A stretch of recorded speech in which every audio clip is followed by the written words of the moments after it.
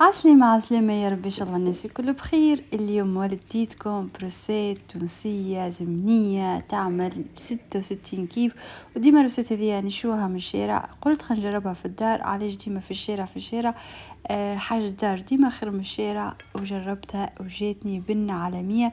الروسيت اليوم اللي هي شباتي المهدية. نبداو اول حاجه بالمكونات. عندي 500 جرام فرينه، 500 جرام سميد متوسط الحروشيه، ساشي متاع خميره متاع خبز، مغرفه كبيره ملح، زيت زيتونه، وعندي مي دافيه مش بارده. اول حاجه نحط وك الفرينه وك السميد، قد السميد قد الفرينه، والسميد ديما متوسط الحروشية، مش الحرش برشا باش بيجيكمش حرشة، ومش كتذكر طيب على الاخر فرينة معناتها كيما الفرينة. نحطوا الفرينة نحطوا السميد مع بعضهم، ونحطوا عليهم المكونات الجافة الكل كيما الملح، الخميرة ساشية. نبداو نخلطوا المكونات الكل الجافة مع بعضها. روسيت سهلة برشا برشا برشا، ما تاخوش برشا وقت. وزدا الواحد يبدل على كل مراقي والكساكس ونهار كامل. هاو كسكسي هاو مرقة هاو مقارونة هاو منعرفش شنو، الواحد يبدل للصغار. تو كيش بداو نصبوا المي دافي. علاش مي دافي؟ على خاطر عنا الخميرة باش تتفاعل مع المي، والمي نصبوا بشوية ونبداو نخلطوا حتى لين تتلم العجينة. مش نبداو نصبوا برشا، عينك ميزانك. ما نجمش نقول لكم قداش المي على خاطر ثم فرينة تشرب وثم فرينة لا. وزادة حسب انتي قداش مش تعمل معناتها، عينك ميزانك وتبعوا الروسيت للاخر تشوفوا كيفاش العجينة مش تولي. دونك تشوف نصب ونعجن ونشوف كان ناقصه نزيد شويه بشويه بشويه باش ما تجينيش طريه برشا.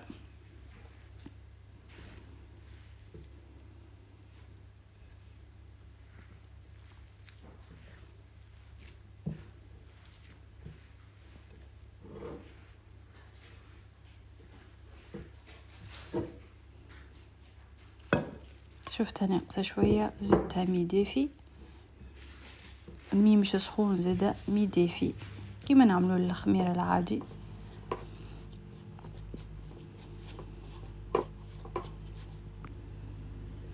نكاسية بعد ما عجنتها اوزر كيف اني لاهي كل معناتها يابسه لحتى طريه في ايدي ومش كل حسي زاده.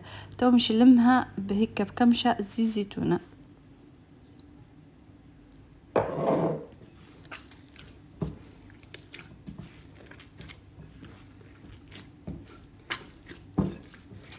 نبداو نعجنوا ونعركوا حتى لين كي كتتلم وكالزيت الكل تحسوا تخل. هذا كي مش نحاها من الصحفه، مش نبدا نعركها شويه. ما تحبلهاش برشا عركين معناتها كيما الخبز الطابونه والخبز الدار. مش ولا كيما الملاوي تحبوا برشا عركين. الشباتي المهديه لا. نبداو نعركوا حتى نحسها سي العجينه معناتها دخلت في بعضها وسي لمت بعضها. تو كي حطيناها العجينه الكل في الصحفه ودهنت وجهها بزيت زيتونه باش متشيحش، ومش نخليوها تخمر حتى لين تفوج وتخمر. مش حاجه كبيره معناتها حتى لين تعلى معناتها نقولوا احنا تفوج بالتونسي. غطيتها بحاجه بلاستيك كما تشوفوا باش تسرع لي عمليه التخمير، باش تقعدليش برشا وقت. خاطر كما تعرفوا هني توا باردة الدنيا، وفي بلجيكا باردة اكثر واكثر واكثر. مادام خمرت العجينة نمشيو نحضروا المكونات اللي لازمة للحشوة. عندي كيكة جبن موتزاريلا، وعندي عظم مصموط. العظم عملت حاشا عينيكم 10 كعبات، لكن بظلي نجموا تعملوا اقل انتوما والكمية اللي مش تعملوها. بديت نرحي في الموتزاريلا كيكه، وبعد حسيتها ما حبيش تترحى بالكل، شديت النتش فيها بدايه. المهم الموتزاريلا تلقاها جبنه، تلقاوه منتش على الاخر على الاخر على الاخر معناتها ما تحطوش صحيح. انظر كيفاش نتش فيه، المهم يولي طروف صغيرين على الاخر. تو كي جات العظم زادا يلزمنا كيكا نرحيوه ولا كيفاش نبشروه. احنا نبشروه لازمكم تطولوا بالكم شويه على خاطر العظم قعدت فيه مدة اني مش بسيطة، اما كهو الحاجة باهية تستحق كما نقولوا. شفتوا كيفاش مفتفتة حتى لين يولي كيما كيك، حتى لين نكملوا العظمات الكل. خلينا الحشوة على جنب وتوكي شوفوا هان العجينة كيفاش خمرت ما شاء الله. توجي المرحلة الاخرانية باش ندهنوا بيداتنا بالزيت باش ما تلصقش، واش نبداو العجينة هيك مش نحيوها ونبداو نعركوها باش نطلعوا الهواء اللي فيها. لازمش يقعد فيها هواء، جوست نعركوها شويه وبرا جوست باش الهواء يطلع وكهو، مش عركه كبيره، ما تحبلهاش كيما قلت لكم عركين، خاطر كي تلقاها فيها الهواء مش تطلع العجينه سبب من بعد في المقله. بعد ما طلعت الهواء متاعها جي وقت التكعبير. اني الكيلو هكا المتكون من رطل فرينة ورطل سميد عملوا لي قسمتهم حش عينيكم على 10 كعبيت، 10 دور و10 قطع معناتها، خاطر احنا في الدار خمسة عبيد معناتها حبيت نعمل كل واحد زوز، وانتوما كيفاش تحبوا تقصوها معناتها عادي. نبداو نقصوا بشوي بشوي ونكعبروا هانك تشوفوا.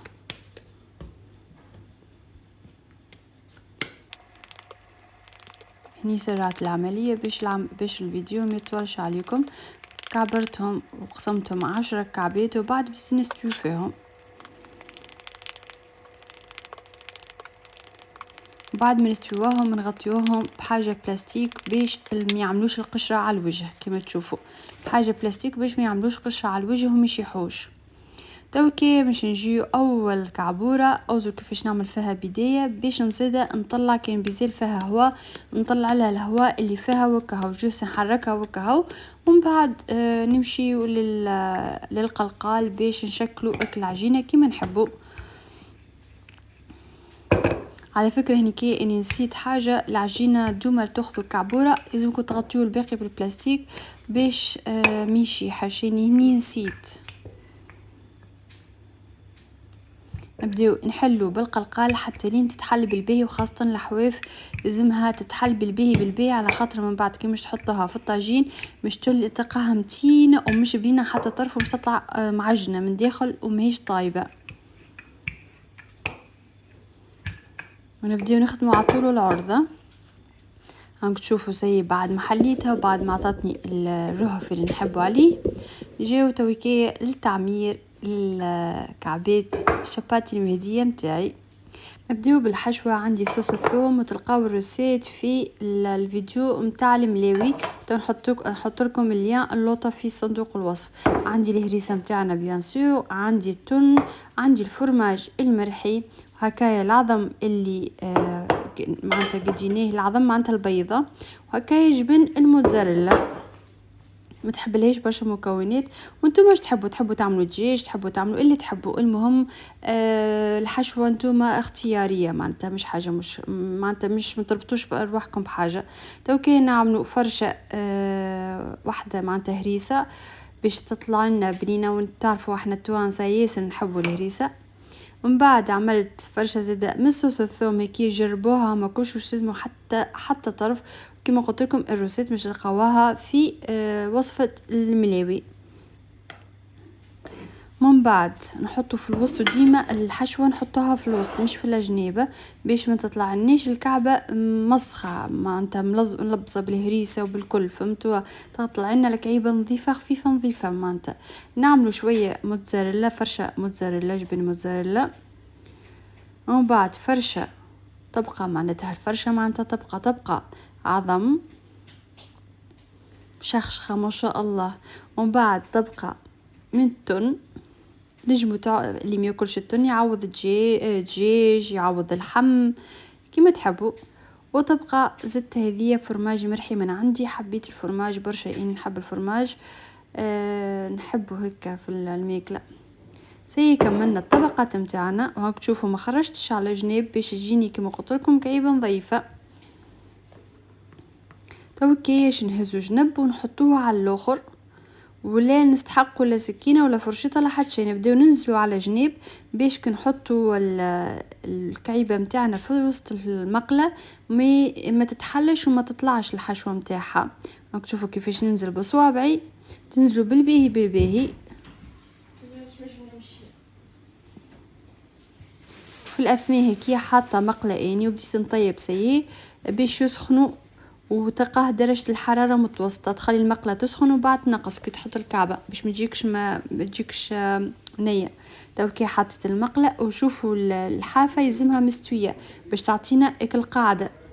بعد ما طاب الوجه الاول حطينا قلبناها، وكي نحطوا الوجه الثاني نبداو ننزلوه بشوية بشوية، ننزلوا باش تطيب لنا الحافات وتطيب كل شيء.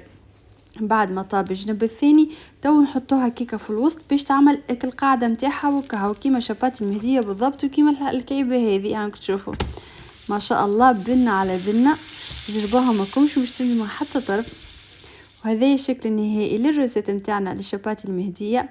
وما تنساوش كي جربتوا الروسيت تكتبوا لي في الكومنتير شنو رايكم في الروسيت، وما تنساوش تنسونيش في الدعم في اللايك لابوني، وحنا لاندوسي 190 في الانستغرام.